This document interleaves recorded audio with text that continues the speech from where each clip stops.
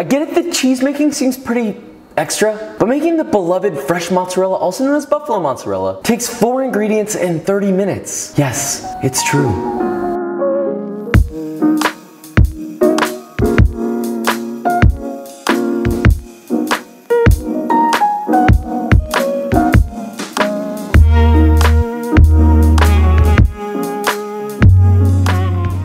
Fresh mozzarella is easily my absolute most favorite cheese, right in front of Gouda, because you know, Gouda is good.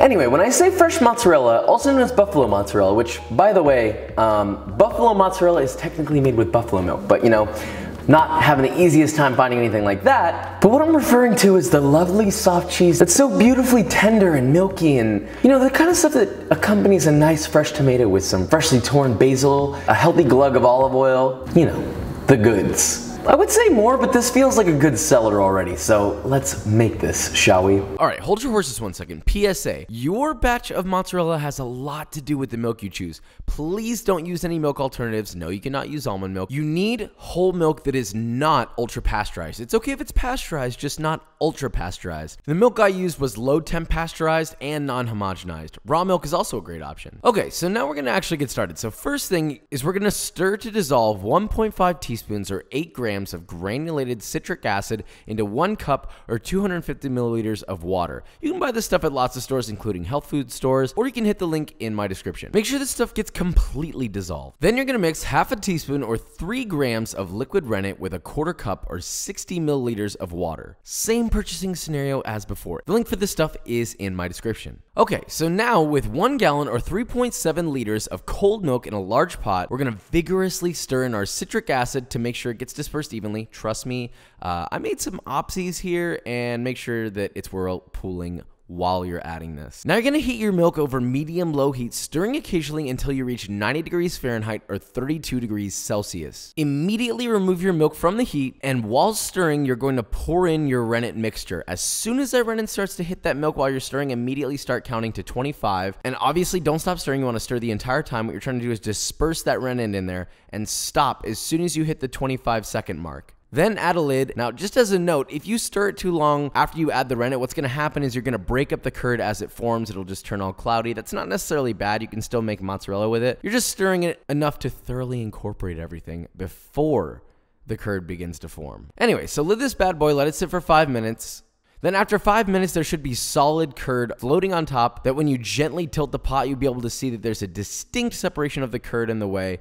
If it's still a little fragile, you can totally let it sit for another 5 minutes. Okay, so we're almost there. Now you're just gonna cut your curd into a crosshatch pattern using a long knife, making sure to go all the way to the bottom of the pot. Just, you know, be careful not to scratch it up. I clearly struggled here with the curd, you know, trying to escape me, but you know, you get the point. Now, once you've done that, simply place your pot back on a medium-low heat and continue to heat it, stirring on occasion very, very gently. You do not want to break up the curd too much at this point. And you're gonna heat it until it reaches 105 degrees Fahrenheit or 40 degrees Celsius. Then remove it from the heat and let it sit another 5 minutes. Then remove your curds using a slotted spoon or a ladle or whatever the hell you got, and place it into a strainer to allow it to drain for a hot sec, not too long, like maybe 15 seconds. Then gently squeeze out some of the excess whey in the curd. You don't need to squeeze all of it out, you're just getting the excess out. Okay, so now we have a prepared curd that simply just needs to be warmed up enough so that it's malleable enough to stretch and shape. That's it. So first start by seasoning the liquid that you left behind in the pot, that's also known as the whey, with 1 tablespoon or 10 grams of kosher salt. Now we can warm it up one of 2 ways. You can heat a small pot of seasoned whey to 180 degrees Fahrenheit or 82 degrees Celsius,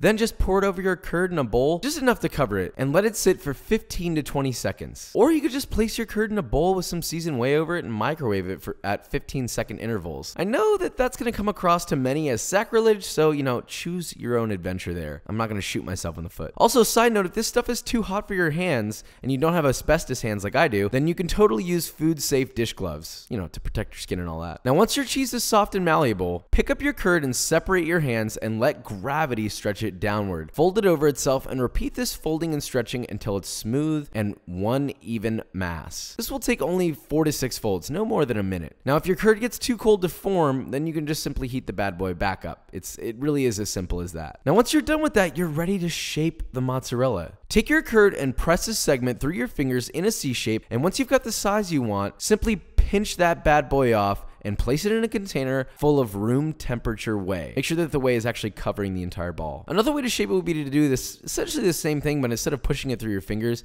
you would take a amount that you want, snip it off, and then fold the bottom into itself over and over and over until you get a taut ball. Then just pinch the bottom shut, and yeah, that's it. Repeat this process with the rest of your mozzarella curd, making them as big or as small as you want, and then just let these lovelies rest in that room temperature whey for about 15 to 20 minutes before serving these. I feel that these are way better eaten within a few hours at room temperature, but if you want to store them, then once they've rested in their whey solution, you can just wrap them in plastic wrap individually and place them in the fridge, and they'll last about 3 to 4 days. And you've done it. You've made mozzarella. Nothing too fancy here at all. Well, you know, except for maybe the B-roll.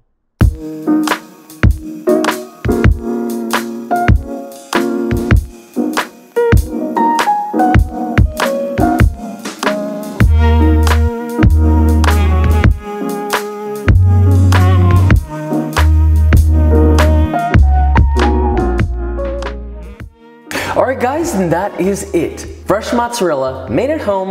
It takes 30 minutes. It really blew me away how easy this one was. And I feel like I say that a lot. I really do say that a lot. But that's just the truth of so many of these things. You can make this stuff at home and it is a million times better when you do that. And you know, I can only tell you over and over until you actually do it, and then you can see for yourself that it is true. Also, just a quick shout out and thank you for all the support on my beef Wellington video. It's doing wonderfully. I'm very grateful, so thank you guys. Everybody's good. As long as they support me, you're good. Subscribe. As always, shameless self-plug. Check me out on Instagram, Twitter, links are in the description. But anyway, if you enjoyed this video or you learned something, leave a like, subscribe, and I will see you in the next video. See, I did it this time.